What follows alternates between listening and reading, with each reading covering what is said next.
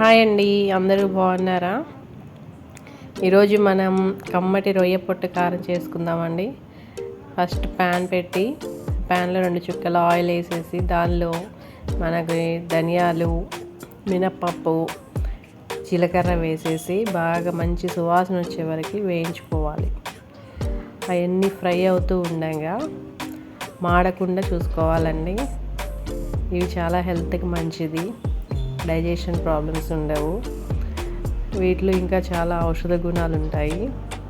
ఇవి మంచిగా రోస్ట్ చేసుకొని మంచి స్మెల్ వచ్చేదాకా బాగా రోస్ట్ చేసుకోవాలి. అదే ప్యాన్లో 2 చుక్కల ఆయిల్ వేసుకొని దానిలో ఎండుమిర్చి వేసుకోవాలండి. మిర్చిని హాఫ్కి కట్ చేసేసి ఇలా చూపిస్తున్న విధంగా వేసేసుకోవాలి.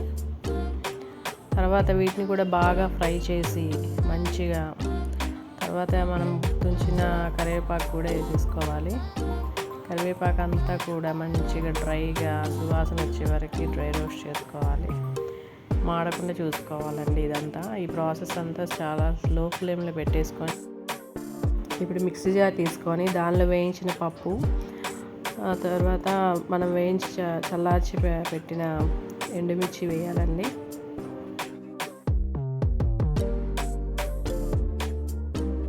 సేమ్ అదే ప్యాన్లో మరో 2 చుక్కల ఆయిల్ వేసేసి మనం శుభ్రం చేసుకున్న రొయ్య పొట్టుని దాంట్లో వేసుకోవాలండి.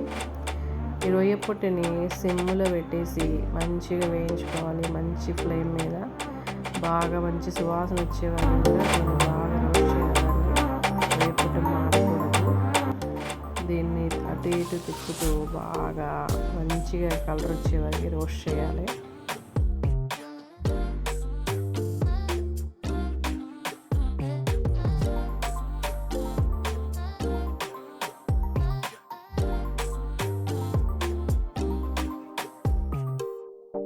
రొయ్యపట్టు కూడా బాగా ఫ్రై అయ్యిందండి. తర్వాత మిక్సీలో ముందుగా వేసినవన్నీ కూడా మనం మిక్సీలో ఒకసారి గ్రైండ్ చేయాలి. అది గ్రైండ్ అయిన తర్వాత మంచిగా ఈ పొట్టుని కూడా మనం వేయాలండి. తర్వాత రుచికి సరిపడా సాల్ట్ వేయాలి. సాల్ట్ వేసేసుకొని మంచిగా గ్రైండ్ చేసేసుకొని తర్వాత దీనిలో రొయ్యపట్టు కూడా వేసేసేయాలండి.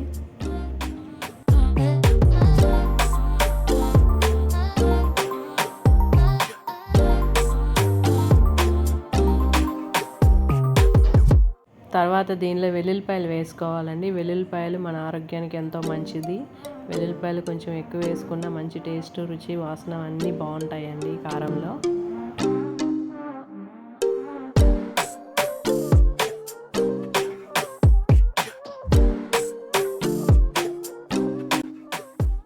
చూడండి, ఇలా గ్రైండ్ చేసుకోవాలి కోర్సుగా, మెత్తగా మరీ పౌడర్ లాగా గ్రైండ్ చేయకూడదండి. ఇలా కోర్సుగా గ్రైండ్ చేసుకొని మంచిగా గాజు జాడీలో వేసేసుకుంటే మీకు చాలా రోజులు నిల్వ ఉంటుంది.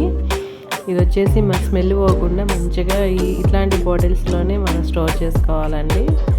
చాలా ఆరోగ్యకరమైన ఈ కారపొడిని మీరు అప్పుడప్పుడు చేసుకొని తీసుకోవడం వల్ల మనకి ఉన్నటువంటి కాఫ్ కానీ ఇలాంటివన్నీ తగ్గుతూ ఉంటాయండి. మనం ఎప్పుడన్నా కూరలైన టైంలో అయినా కానీ దీన్ని మనం మంచిగా వేడన్నాలో మంచి నెయ్యి వేసుకొని తినేస్తే మంచి రుచి టేస్ట్ బాగుంటాయండి.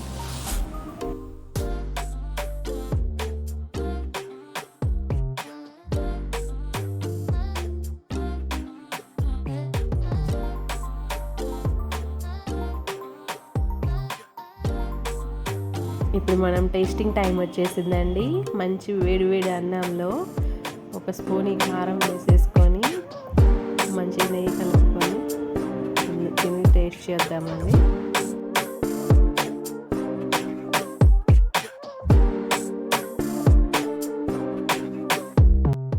టేస్ట్ చాలా బాగుందండి. నచ్చితే లైక్, షేర్, సబ్స్క్రైబ్ చేయండి. బాయ్, మరి ఉంటాను ఫ్రెండ్స్.